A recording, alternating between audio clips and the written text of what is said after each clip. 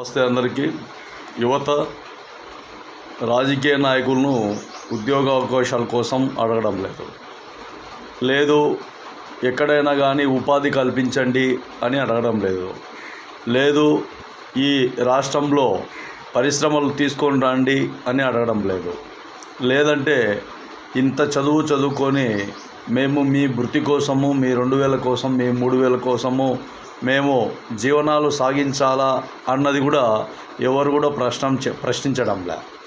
వాళ్ళు సవాళ్ళు పెడితే మనం వెళ్తున్నాం, మాట్లాడుతున్నాం, వాళ్ళు మాట్లాడుతుంటే మనం వింటున్నాం అంతే తప్ప మనలో చలనం ఉండాలి, మనలో లౌక్యం ఉండాలి, మనలో విప్లవం ఉండాలి, మనలో ఒక నాయకత్వం అనేది ఉంటేనే వేరే వ్యక్తులు మనకు అంతో కొంత ఆలోచన విధానాలతో మేలు చేసే పద్ధతులు అవలంబిస్తారని కూడా తెలియజేస్తున్నాం. యువత తగు విధానాలతో ముందుకు రావాలని కూడా తెలియజేస్తున్నాం.